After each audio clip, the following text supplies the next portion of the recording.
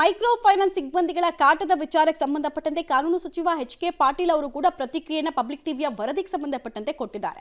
ಅವ್ರು ಹೇಳ್ತಾ ಇರೋದು ಇಷ್ಟು, ನಮ್ಮ ಗಮನದಲ್ಲಿದೆ, ನಾವು ಕಠಿಣ ಕ್ರಮವನ್ನು ಕೈಗೊಳ್ತೀವಿ ಅಂತ. ಈ ಕಠಿಣ ಕಾನೂನು ಕ್ರಮ ಅನ್ನುವಂತಹ ಶಬ್ದ ಇದೆಯಲ್ಲ, ಅದಕ್ಕೆ ಬಹಳ ದಿನಗಳಿಂದ ದುರ್ಬಿನ್ನ ಹಾಕಿ ಜನ ಹುಡುಕ್ತಾ ಇದ್ದಾರೆ, ಏನದು ಕಠಿಣ ಕಾನೂನು ಕ್ರಮ ಅಂದ್ರೆ ಅಂತ. ಇಲ್ಲಿ ತನಕ ನಮ್ಗೆ ಉತ್ತರ ಸಿಕ್ಕಿಲ್ಲ.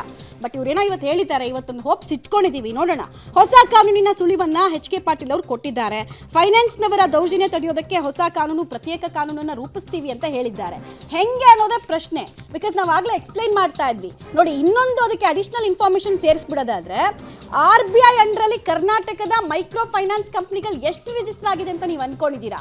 ನಿಮ್ದೊಂದು ಲೆಕ್ಕಾಚಾರ ಇರ್ಬೋದು, 100 ಕಂಪನಿ 200 ಕಂಪನಿ ಅಂತ.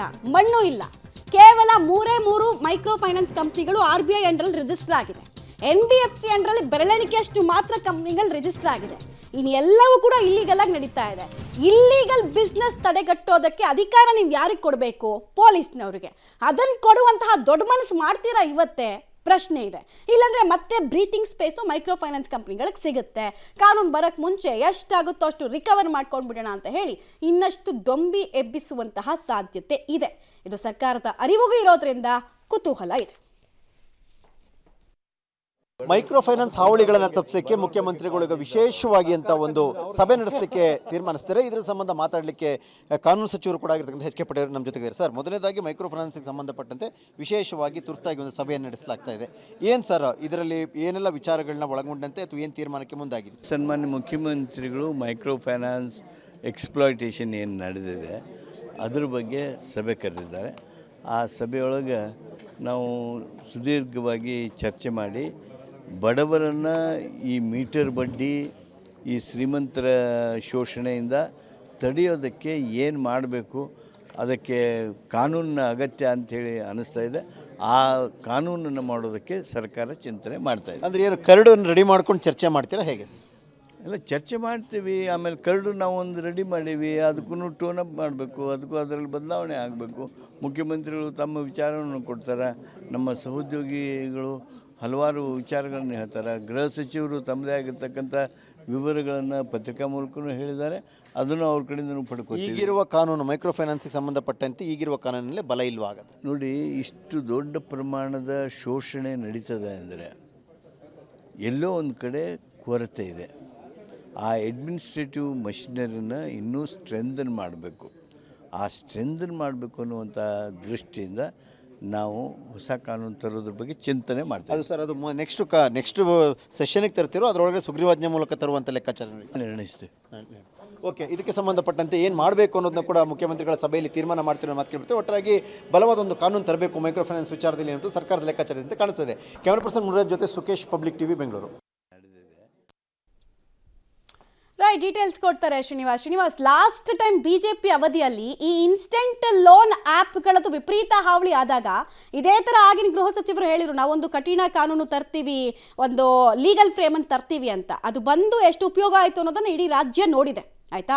ಇದ್ರ ನಡುವಿನಲ್ಲೇ ಈಗ ಮತ್ತೊಂದು ಕಾನೂನನ್ನು ತರ್ತೀವಿ ಅಂತ ಹೇಳ್ತಾ ಇರೋದ್ರಿಂದ ಇದ್ರ ಉಪಯೋಗ ಎಲ್ರಿಗೂ ಆಗುತ್ತಾ ಅನ್ನೋದು ಒಂದು ಪ್ರಶ್ನೆ. ಆದರೆ ಲೀಗಲ್ ಆಗಿ ನಡೆಸೋರಿಗೆ ನೀವು ಫ್ರೇಮ್ನಲ್ಲಿ ತರ್ಬೋದು, ಓಕೆ, ನೀವೆಲ್ಲರೂ ರೂಲ್ಸ್ ಅನ್ನು ಫಾಲೋ ಮಾಡ್ರಪ್ಪ ಅಂತ.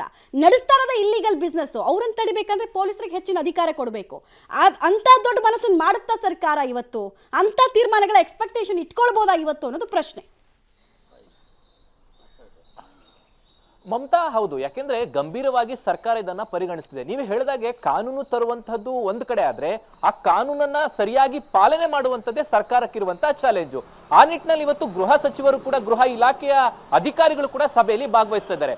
ಒಂದು ನಿನ್ನೆ ಎಚ್.ಕೆ. ಪಾಟೀಲ್ ಅವರು ಇದಕ್ಕೆ ಹೊಸ ಕಾನೂನು ತರಬೇಕನ್ನುವಂತ ಚಿಂತನೆಗಳಾಗಿದ್ದಾವೆ ಅನ್ನುವಂಥದ್ದು. ಯಾಕಂದ್ರೆ ಈಗಾಗಲೇ ಕಾನೂನು ಇದೆ, ಅದೇ ಅಷ್ಟು ಸ್ಟ್ರೆಂತ್ ಇಲ್ಲ ಅನ್ನುವಂಥದ್ದು ಸರ್ಕಾರದ ವಾದ. ಹಾಗಾಗಿ ಈಗಿರುವಂತ ಕಾಯ್ದೆಗೆ ಮತ್ತಷ್ಟು ಏನಾದ್ರು ಅಡಿಷನ್ ಮಾಡಿ ಕಠಿಣವಾಗಿ ಅದನ್ನ ಸೇರಿಸಬೇಕನ್ನುವಂಥದ್ದು ಒಂದು ಚರ್ಚೆ, ಮತ್ತೊಂದು ಕಡೆ ಹೊಸ ಕಾನೂನನ್ನೇ ತರಬೇಕನ್ನುವಂಥದ್ದು ಮತ್ತೊಂದು ಚರ್ಚೆ. ಇದೆಲ್ಲ ಚರ್ಚೆಯ ನಡುವೆ ಇವತ್ತು ಯಾವ ಅಭಿಪ್ರಾಯಗಳನ್ನ ಸರ್ಕಾರ ತೆಗೆದುಕೊಳ್ಳುತ್ತೆ ಅನ್ನುವಂಥದ್ದನ್ನ ಕಾದ್ ನೋಡ್ಬೇಕಾಗತ್ತೆ. ನೀವು ಹೇಳಿದಾಗೆ ಪೊಲೀಸರಿಗೆ ಪವರ್ ಅನ್ನ ಹೆಚ್ಚಾಗಿ ಕೊಡಬೇಕು.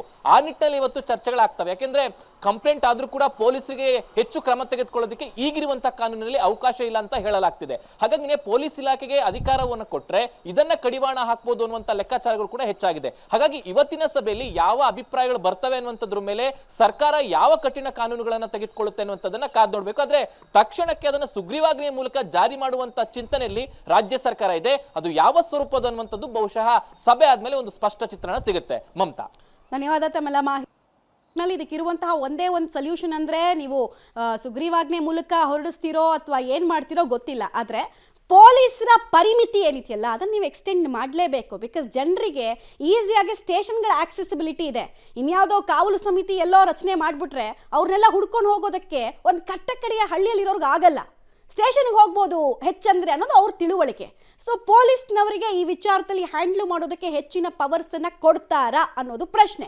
ಯಾಕೆ ಪ್ರಶ್ನೆ, ಯಾಕೆ ಕುತೂಹಲ ಅಂದರೆ ಹಿಂದೆ ಇದೇ ರೀತಿ ಮೀಟರ್ ಬಡ್ಡಿ ದಂಧೆಕೋರರದ್ದು ಉಪಟಳ ವಿಪರೀತವಾಗಿ ಆಗೋಗಿತ್ತು ಸಿದ್ದು ಸರ್ಕಾರದ ಮೊದಲ ಅವಧಿಯಲ್ಲಿ. ಆಗ ಬಾಲ ಮುದ್ರಕೊಂಡಿದ್ರಲ್ಲ, ಆಗ ಬಾಯಿ ಮುಚ್ಚಿಸೋ ಕೆಲಸ ಆಯ್ತಲ್ಲ.